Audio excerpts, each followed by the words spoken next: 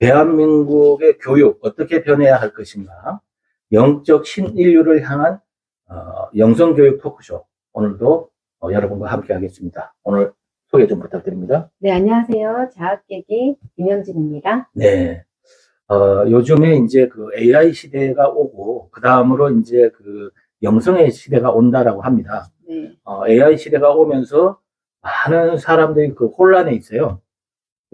왜냐하면 너무 세상이 빨리 돌아가다 보니까 우리 교육도 배우는 학생들도 굉장히 혼란스럽습니다. 네.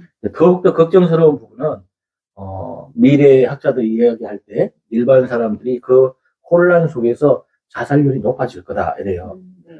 근데 이제 더군다나 우리 청소년들은 더 거기에 또 민감해질 수 있거든요. 대한민국에도 그 교육의 그 가장 큰 문제가 청소년 자살 문제지 않는가, 또 정신 문제지 않는가, 이런 생각이 듭니다.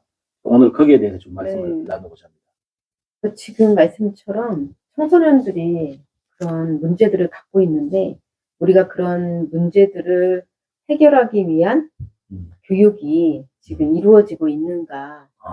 제가 예전에는 바느질을 배우거나 학교에서 이랬거든요. 네. 네, 근데 시대마다 좀 달라지죠, 교육도. 그렇죠. 그때 당시는 그런 게 굉장히 중요했거든요. 그렇죠. 바느질을 다 해야 되고.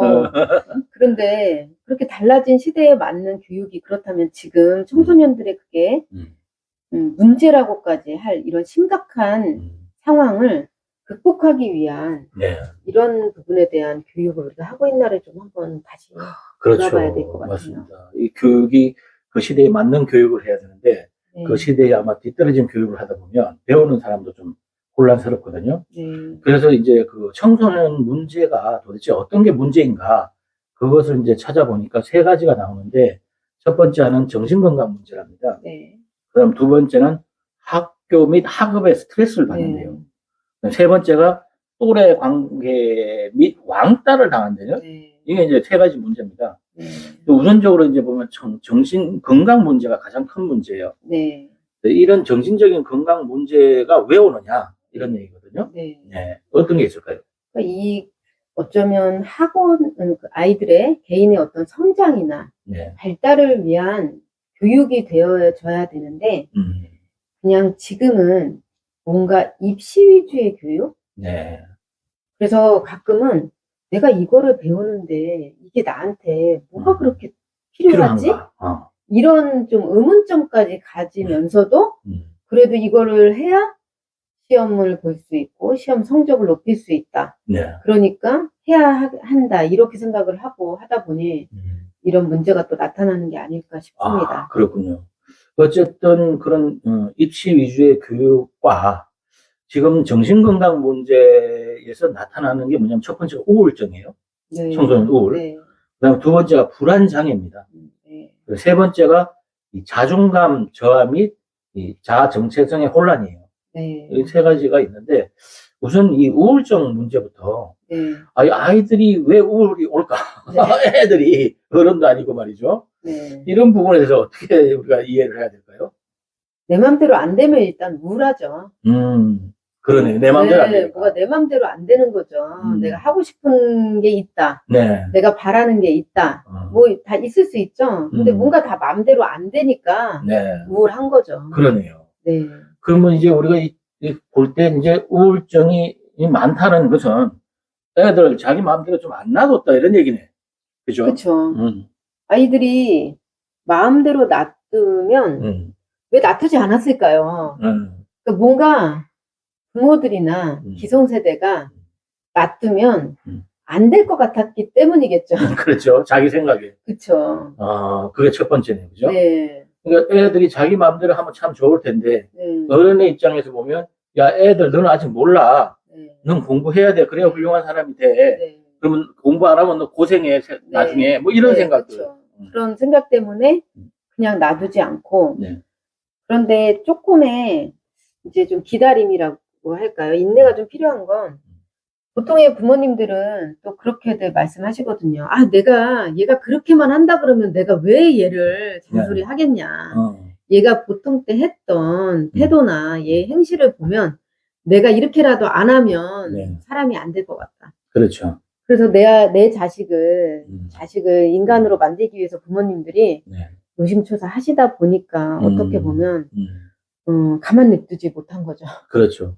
뭐 그런 것도 있지만 어쨌든 우리가 제도적 교육이라는 것 때문에 네. 이 털이 있지 않느냐 이런 생각도 들어요. 네.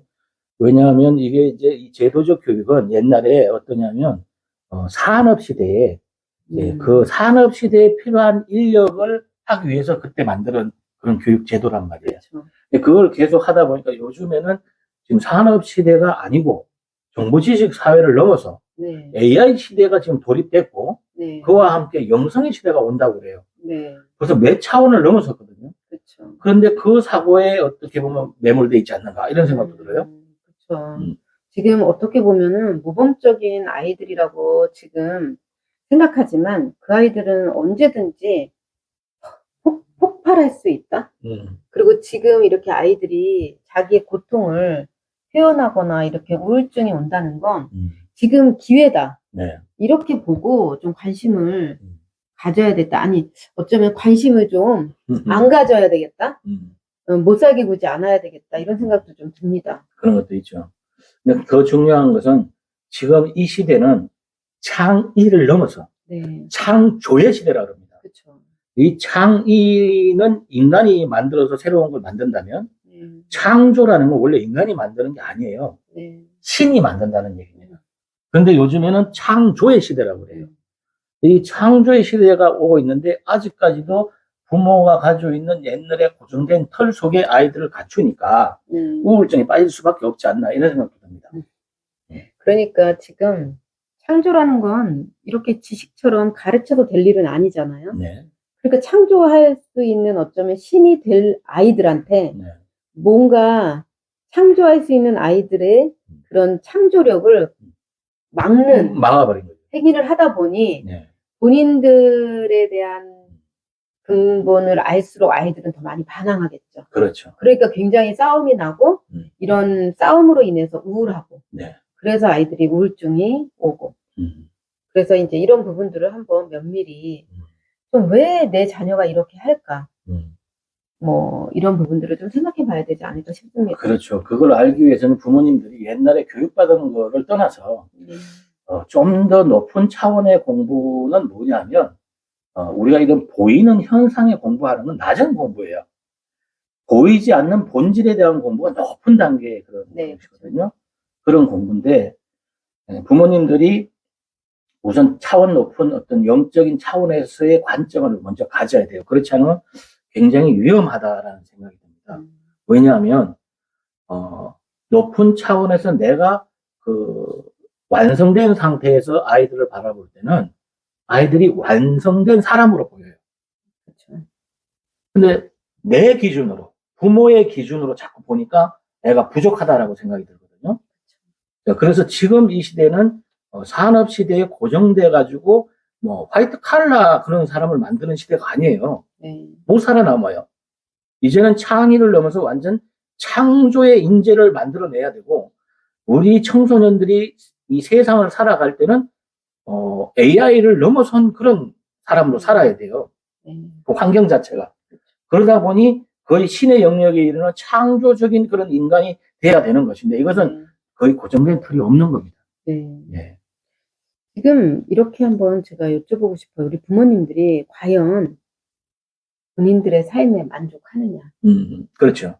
본인들의 만족한다면, 삶에 만족한다면 사실 아이들을 뭘 요청할 것도 그렇죠. 요구할 게 없거든요. 맞습니다. 내가 만족하지 못할수록 뭔가 기대치가 생기는 거라서 그렇죠. 결국은 말씀처럼 부모님들의 모습을 다시 한번 좀 돌아보고 그렇죠. 본인들이 어떤 상태인지를 먼저 돌아보지 않으면 아이들이 그냥 우울증으로 인한 사실 극단적인 상황은 아이들이 자살 그렇죠. 이런 상황까지 가기 때문에 우리 부모님들이 이 귀한 자녀들이 그런 상황을 맞이하는 거를 누구도 상상하기는 좀 어렵거든요. 맞습니다. 근데 실제로 가장 사랑하는 내 자녀를 우리가 또 그렇게 궁지에 몰아놓고 있게 될 수도 있다라는 생각에서 좀 하루빨리 부모님의 모습을 다시 돌아봐야 되지 않나 이런 생각이 듭니다. 예, 그러네요. 사실 우리가 가만히 보면 인간은 태어나면서부터 완성돼서 나온다 그래요. 네. 왜냐하면 얘들은 이 세상에 대한 근심 걱정이 하나도 없거든요. 없죠. 원래 최고의 깨달음은 근심 걱정이 없는 겁니다. 염려가 없고. 네. 그리고 더 큰 깨달음은 또 그것을 평강이라고 하는데 그것은 다툼이 없는 세상이에요. 애들은 하나도 그런 게 없거든요. 그렇죠. 근데 거기에다 자꾸 경쟁을 불어넣고 뭔가 비교해야 되고 너는 딸아이 같이 잘 돼야 되고 뭐 이런 걸 자꾸 심다 보니까 그것을 원래 천성을 자꾸 내려서 밑으로 그걸 내리는 거예요, 그게. 부모님들의 잣대로 물들게 한 거겠죠. 그렇죠. 예, 그런데 이제 중요한 거는 그동안의 이 세상에는 그런 잣대를 좀 내려놓게 하고 세상의 기준으로서 자꾸 살아가는 것이 잘 됐어요. 근데 지금 앞으로는 왜냐하면 AI가 인간의 지능을 2배, 3배 넘어가기 때문에 그거 가지고 안 된다는 겁니다. 그래서 오직 원래의 그 천성적인 부분을 더 이렇게 성장시켜줘야지만 되는 그런 시대라는 거죠. 그렇죠. 그런 게 안 되다 보니까 자꾸 막으니까. 그런데 더 중요한 것은 어린이들이나 어릴수록 그 본질적으로 어떤 세상이 온다는 걸 그냥 알아요. 모르는 게 아니고. 그렇죠. 얘들은 그걸 알기 때문에 변화하려고 하는데 그걸 자꾸 막으니까 네. 우울증에 걸리고 정신병이 되는 거예요. 그렇죠. 그런 아이들이 이미 다 가지고 있는데 우리가 자녀를 볼 때 자녀의 사실 모습을 보면 아무리 나이가 많이 먹어도 자녀는 어린아이처럼 보인다라고 하는 의미가 어쩌면 그 해맑았던 예뻤던 모습이 계속 있는 것 같아요. 그 모습을 보니까 아무리 장성한 아들을 봐도 그때 예뻤던 꾸밈 없었던 그 모습이 계속 기억이 나는 것 같아요. 그렇지. 그런 걸 보면 아이들은 원래 그렇게 태어났는데 우리가 쓸데없는 것들을 너무 많이 넣어주려고 하다 보니까 아이들이 이렇게 예전의 모습들을 다 잃어버리고 꿈도 없고 정말 아이들의 그 해맑던 모습이 다 없어진 게 아닐까라는 생각이 참 안타깝습니다. 맞습니다. 네. 원래 인간은 영적인 존재라고 그래요. 네. 영적인 존재라는 건 뭐냐면 성경에는 하나님이 영이다 이렇게 얘기해요. 그리고 아이들 하나하나가 전부 하나님의 영이 있는 거예요. 네. 하나님의 영이 있다는 게 그것은 세상을 모든 걸 안다는 얘기예요. 네, 맞습니다. 예. 그러니까 유대인들은 아이들을 바라볼 때 내 아들이 아니고 너는 하나님의 아들이야 이래요. 그 뜻이 뭐냐면 너는 만물을 다 이해하고 볼 수 있고 깨달을 수 있는 능력을 가졌어 이 얘기예요. 다시 말하면 그것이 아이들이에요. 그러니까 어린이, 어른이 이런 겁니다. 네, 제대로 된 어른이 되기 위해서 네, 어린이를 어떻게 대해야 될까? 사실 어린이를 그렇게 온전하다고 보면 본인이 그렇게 온전한 존재로 태어났다고 생각한다면 온전한 존재로 자랄 텐데 그렇게 바라보지 못하기 때문에 그렇죠. 그래서 온전하지 못하고 자꾸 삐딱하게 뭔가 사건 사고가 만들어진다고 생각하는 게 아닐까. 그렇죠. 이미 충분히 온전한데 그렇죠. 어떻게 보면은 그들이 갖고 있는 이미 잠재되어져 있는 그 창조력을 잘 발휘시켜 줄 수 있는 교육이 그렇죠. 된다면 네. 뭐 이렇게 교육으로 인한 학업으로 인한 스트레스를 주고 받고 할 일은 없는 것 같아요. 그렇습니다. 아이들을 바라볼 때 엄마의 기준을 버리고 자기의 고정된 기준이거든요, 이거. 그 불교에서 이걸 사견이라고 해요. 네. 이 사견은 자기를 무너뜨린다 그래요. 네. 그러니까 우리 아이들 교육을 무너뜨리고 아이들을 우울하게 만들고 우울을 넘어서 자살하게 만드는 것은 네. 어쩌면 부모들의 사견으로 인해서 그런 일들이 이루어질 수 있다고 저는 네. 얘기를 하거든요. 그래서 인간 자체는 아주 고귀한 품성을 가지고 있고 무한한 능력을 가지고 있는 이것을 지금은 통제하는 게 아니라 네. 제대로 살려야 되는 시점이 왔지 않나 이런 생각이 네. 들면서 오늘 이 영성교육 토크쇼 우리는 어떻게 하면 청소년 문제의 첫 번째가 정신건강 문제인데 그중에 우울증 문제를 해결할 수 있을까 이 네. 부분에 대해서 마무리 한 말씀 네. 부탁합니다. 지금 말씀처럼 부모가 자녀를 낳았다. 그런데 이 자녀를 자기 입 마냥 자꾸 자기의 어떤 부족한 결핍 때문에 만족하지 못한 것 때문에 자꾸 자녀를 못 살게 굴고 있다. 네. 그런데 이거는 나 스스로를 먼저 못 살게 굴고 있는 일이다. 내가 못 살게 되어져 있는데 자녀가 잘 될 수가 없거든요. 그렇죠. 그래서 정말 나는 괜찮은가? 우리 부모님들 나의 정신건강은 괜찮은가? 이거를 본다면 내 자녀도 괜찮구나라고 생각하실 수도 있고요. 아니면 나처럼 얘도 정신건강에 문제가 있을 수 있겠구나 생각하실 수 있을 것 같아요. 맞네요. 네. 오늘 여러분들과 함께 이 영성교육 토크쇼 정신건강 문제, 특히나 우리 청소년 건강 문제, 네, 그 중에 가장 첫 번째가 이제 우울증인데, 왜 우리는 우울이 오는가부터 생각을 해봐야 되는데, 조금 전에 우리 자학계기 저자님께서 말씀하셨듯이, 어쩌면 청소년이 자기 마음대로 가장 안 될 때 우울증이 걸리지 않겠나, 이런 생각이 듭니다. 그러면 왜 우리는 청소년들이 자기 마음대로 하게 하지 못하는가? 그것은 부모님의 결핍 때문에 그러지 않는가? 부모의 결핍을 채우려고 너는 공부해야 되고, 이걸 해야 되고, 저걸 해야 되고, 뭐 해야만 돼. 이러니까 아이들은 자기 하고 싶은 걸 못하는 거예요. 물론 불안하겠죠. 애들 마음대로 놔두면 네가 뭘 아는데 이러겠지만, 그 믿음을 가져지려면 내가 완성되면 아이가 그 나이에 그것을 하는 건 온전하다, 이렇게 볼 수 있거든요. 그런 면에서 오늘은 진정한 정신건강 문제를 어떻게 해결할 수 있는가, 그 중에서 우울증은 어떻게 해결해야 하는가, 그 원인은 무엇이고 어떻게 해야 그것이 좀 더 자살률을 줄일 수 있는가, 이런 문제에 대해서 여러분과 함께 했습니다. 오늘 여기서 마치도록 하겠습니다. 감사합니다. 감사합니다.